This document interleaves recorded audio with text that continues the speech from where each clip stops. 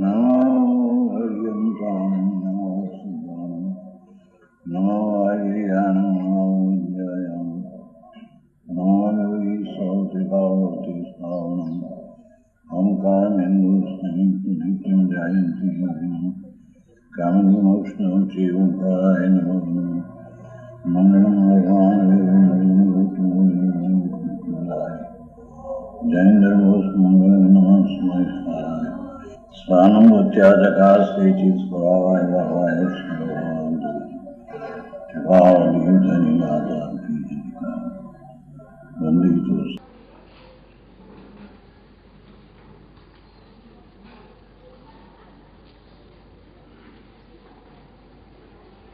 વચનામૃત 26મો બોલ છે, 25મો થયો.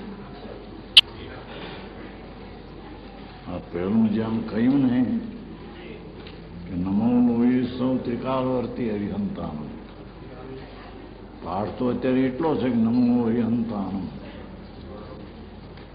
પણ છેલ્લો પાઠ એવો છે કે નમો લોહી સૌ સાવરણ આવે છે ને એ બધા પદને લાગુ પડે છે.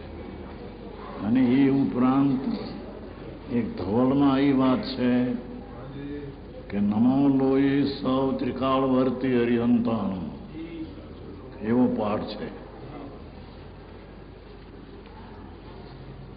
નમો લોહી સૌ ત્રિકાળવર્તી હરિહંતાનું, ભૂતકાળના ભવિષ્યના વર્તમાન હરિહંતોને નમસ્કાર.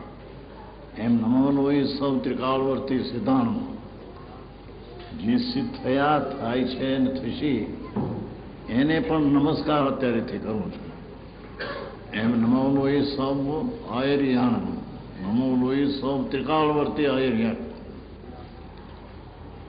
જેમ આચાર્ય આત્માત્મા 5 પદ ભરેલ છે, જેની વાત છે આત્મામાં 5 પદ સ્વરૂપ ભર્યું છે, એનો આ નમસ્કાર સમ્યક દ્રષ્ટિ કરે છે કે ત્રણેય કાળમાં વર્તતા જે સર્વ આચાર્યને ઉપાધ્યાય અને અત્યારે હજી જીવ નરકમાં પણ હોય કોઈ, જેમ તીર્થંકર શ્રેણી રાજા અત્યારે પહેલી નરકમાં છે, આવતી 24માં પહેલા તીર્થંકર થવાના છે, તો એ પણ અત્યારે નમસ્કાર કરવા ત્રિકાળવર્તીમાં નમસ્કારમાં આવી જાય છે. ત્રણેય કાળમાં બિરાજતા પંચ પરમેષ્ઠી, ભૂતકાળ વર્તમાન અને ભવિષ્ય, 3 કાળમાં વર્તા સર્વ પંચ પરમેષ્ઠીઓને નમસ્કાર કરીને વચનામૃતની શરૂઆત કરીએ છીએ. એમાં 26મો બોલ આવ્યો.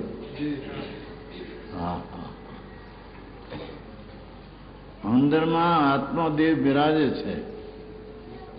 આકરું પડે જગતને, અભ્યાસ મળે. દુનિયાના અભ્યાસ આની આ વાત જ એક કોઈ પડી રહી. સંસારમાં રખડવાના ભાવ, મિથ્યાત અને શુભાશુભ ભાવ, એ તો 4 ગતિમાં રખડવાના ભાવ છે. અહીંયા કે છે કે અંદર આત્મદેવ બિરાજે છે બધામાં. હો અંતર આત્મ દિવ્ય શક્તિ, જેની દિવ્ય નામ પ્રધાન શક્તિ પંચ પરમેષ્ઠીની થવા લાયક છે, તેવી શક્તિ આ આત્મા અંતરમાં બિરાજમાન છે. તેની સંભાળ કર. ભગવાન આત્મા અંતર બિરાજે છે. આ દેહ વાણી મન પૈસો લક્ષ્મી આબરૂ કીર્તિ જળ એ તો ધૂળ છે, પર અંદર પુણ્યને પાપના ભાવ થાય એ પણ પરને વિકારને સંસારનું કારણે સંસાર છે. એનાથી ભિન્ન અંદર બિરાજે પર આત્મા, એ આત્મદેવ છે. કે માફ કરતા કેમ આવડે? કદી કરતું નથી, કરવાની દરકાર કરી નથી. એની સંભાળ કર. બધાની સંભાળ કરવા તો તત્પર થઈ ગયો છો. પણ આ ભગવાન અંતર બિરાજે છે એની સંભાળ કર, એની સામું તો જો એકવાર કે અંદર કોણ છે. ભાઈની વ્યવસ્થા કરવા નવરો નહીં, આખો દી વ્યવસ્થા, ધૂળની વ્યવસ્થાની, પૈસાની, બાયરીની, છોકરાની, કુટુંબની. એકલો પાપ. ધર્મ તો નહીં પણ પુણ્ય નહીં. પુણ્ય તો ક્યારે થાય કે જ્યારે 4-4 કલાક 3-4 કલાક સત્સમાગમ કરે, વાંચન કરે, શ્રવણ કરે, તો ભલે ધર્મ ન થાય પણ એને પુણ્ય, શુભ પુણ્ય થાય. પણ અહીં તો કે છે કે પુણ્યથી પણ પાર અંદર બિરાજમાન આત્મા છે.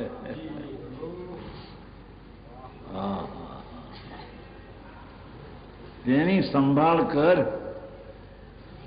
એને સંભાળ કર. હું એક આનંદ મૂર્તિ પ્રભુ છું. એની રુચિ અને દ્રષ્ટિ અનંતકાળમાં 1 સેકન્ડ માત્ર કહી નથી. એની તો સંભાળ કર.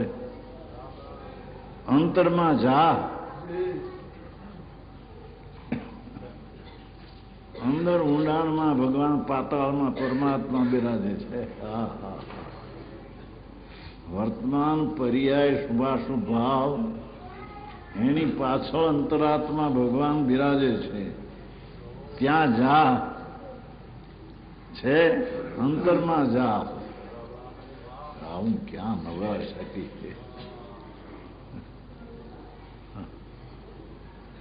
ભક્તિ, પૂજા, વ્રત, તપ આદિ બધા ભાવ શુભ ભાવ છે. એ કોઈ ધર્મ નથી. આવે ધર્મી જીવને પણ એ ભાવ આવે ખરા, છતાં તેને એ જાણી અંદર ચિદાનંદ ભગવાનની સંભાળ રાખે છે. ધર્મી જીવ એને કહીએ કે અંતરમાં ચૈતન્ય બિરાજમાન ભગવાન તેને સંભાળીને અંતરમાં જાય છે. અંતરમાં જા ને તૃપ્ત થા. બાયમાં તૃપ્તિ ક્યાંય નહીં વળે પ્રભુ તને.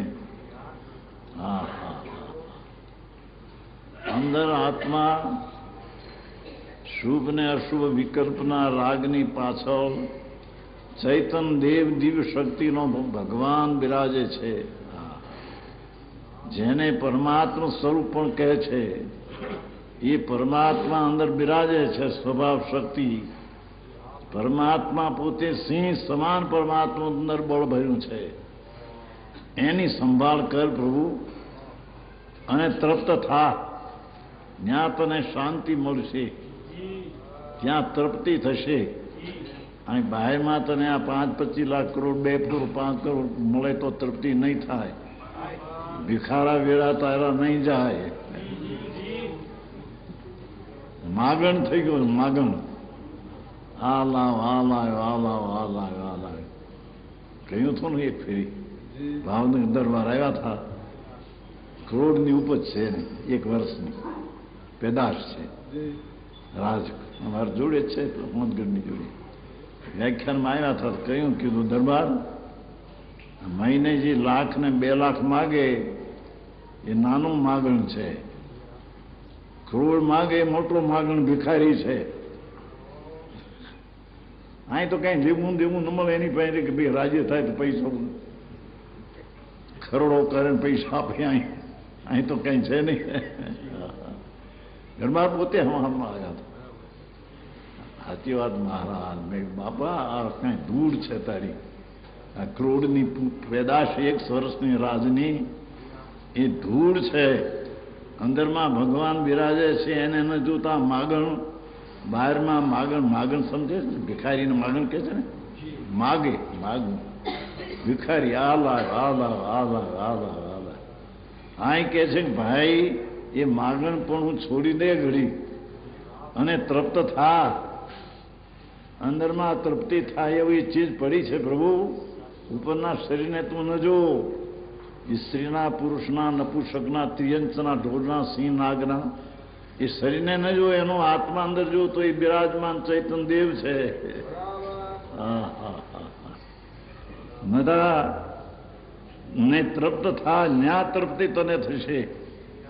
અંતરમાં જા ત્યાં તૃપ્તિ થશે એમ કે છે. લક્ષ્મીચંદભાઈ, બહારમાં ધૂળમાં ક્યાંય તૃપ્તિ નહીં થાય. કરોડ કરોડની પેદાશ મહિનાની છે, તોય ભિખારા વીડા વધારે કરું, વધારે કરું, વધારે કરું. માગણની પેઠે ભિખારી. શાસ્ત્રમાં એને વરાકા કયા છે. શાસ્ત્રમાં વરાકા એટલે ભિખારી કયા છે. સિદ્ધાંતમાં પાઠ છે વરાકા શબ્દ આવે છે. વરાકા. હા હા. અહીં કે છે પ્રભુ તું અંતરમાં જોતો ખરો એક વાર. ભગવાન તૃપ્ત થાય ને અનંત ગુણ સ્વરૂપ આત્માને જો. અનંત ગુણ સ્વરૂપ આત્મા છે અંદર. હા હા. એક ગુણરૂપ નહીં, રાગરૂપ નહીં, અનંત અનંત ગુણ સ્વરૂપ. એક વાર કહ્યું હતું, આકાશમાં પ્રદેશ છે એથી અનંત ગુણા ગુણ છે એક જીવમાં.